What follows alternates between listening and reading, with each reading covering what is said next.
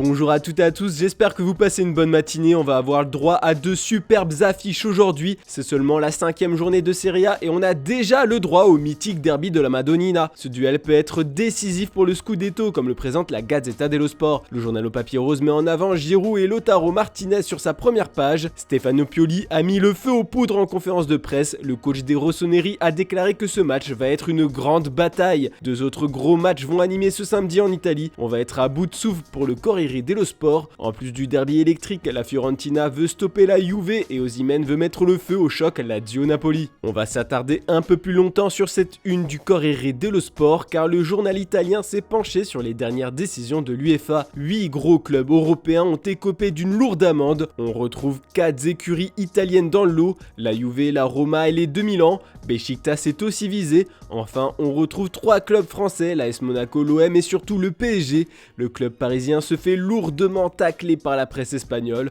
Il faut dire que c'est le PSG qui écope de la plus forte amende, car il est celui qui a le plus dépassé le déficit admis par l'UEFA pour le fair play financier. Elle s'élève à 65 millions en tout, dont 55 millions d'euros avec sursis. On en apprend un peu plus dans les pages intérieures du média italien. Le club de la capitale va donc devoir payer immédiatement 10 millions d'euros, un montant bien supérieur à celui que devront s'allouer l'OM et l'AS Monaco, tous deux sanctionnés à hauteur de 2 millions d'euros chacun, dont 1,7 million avec sursis, soit 300 000 euros chacun payables immédiatement. On va continuer à parler des déboires du PSG car comme on l'a vu hier dans le JT, Christophe Galtier n'est pas pleinement satisfait du mercato de son équipe. Comme l'écrit le Parisien, ce mercato va laisser des traces. Le Paris Saint-Germain a bien dégraissé mais la majorité des éléments ayant quitté les rangs franciliens sont partis en prêt. Donc Paris prend encore en charge une grande partie des salaires. Gay n'a été vendu que 2 millions d'euros. De plus, Galtier attend toujours un renfort défensif. Skriniar n'a pas signé, puis Mauro Icardi est toujours au club. Heureusement, le mercato est toujours ouvert en Turquie et selon la presse turque, il est en route pour Galatasaray. Le club stambouliote a trouvé un accord avec le joueur et Paris. Au passage, Michy Batshuayi a été vendu au Fenerbahçe. Le Belge a signé un contrat de 2 ans plus une en option. Enfin, on revient à Paris car il y a encore beaucoup de choses à dire. Surtout que d'après Marca, le PSG a tenté un truc de fou dans les ultimes minutes du mercato jeudi soir. Les dirigeants parisiens auraient proposé Neymar à Manchester City. Le PSG aurait voulu vendre le joueur pour éviter de nouvelles batailles d'ego, surtout avec Mbappé. Bien sûr, ce sont des rumeurs et les Sky Blues ont refusé catégoriquement de toute manière. Selon les mots du journaliste espagnol, le club n'avait pas l'intention d'entreprendre une signature d'une telle envergure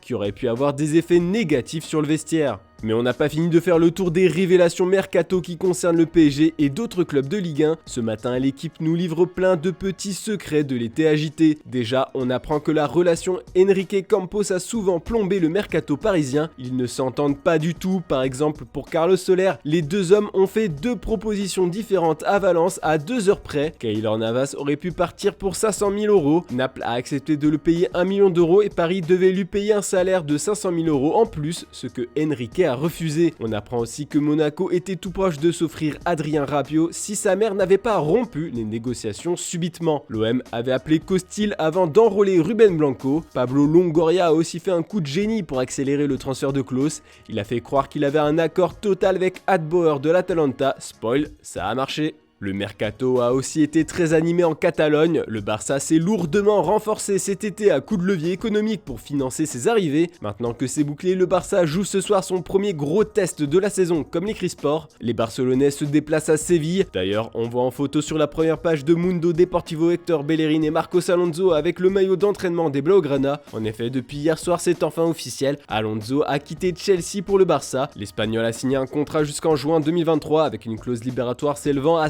50 millions d'euros. Le Real aussi va devoir faire un gros match aujourd'hui. Les Madrilènes affrontent le Betis. Les deux clubs sont au coude à coude en tête de la Liga avec 9 points chacun. En parlant de la Casablanca, la légende Marcelo a enfin trouvé un nouveau club. Le Brésilien vient de signer à l'Olympiakos en Grèce pour une saison avec une année en option. Et on termine ce tour d'Europe en Angleterre. Hier, en conférence de presse, Jürgen Klopp a lourdement averti l'un de ses joueurs. Il espère que Darwin Núñez va garder son sang-froid contre Everton, qu'il ne va pas faire un nouveau mauvais geste, surtout que le derby de la Mercy est souvent sujet à des altercations entre joueurs. Rappelez-vous, contre Crystal Palace, l'attaquant uruguayen avait asséné un coup de tête à Joachim Andersen. Il a été suspendu 3 matchs pour ce coup de sang. Je lui ai donné une claque dans le cou pour qu'il n'oublie pas, a révélé Jürgen Klopp. Utilise ta tête mais pas comme ça, s'amuse à écrire le Daily Mirror. On revoit des photos de la scène également dans le Daily Star. Enfin, comme l'explique si bien le Daily Express en reprenant les propos du tacticien allemand, Darwin va évoluer, il a appris sa leçon et est en très bonne forme, je suis à peu près sûr que rien ne se passera lors du prochain match, a déclaré Jürgen Klopp. Verdict à 13h30.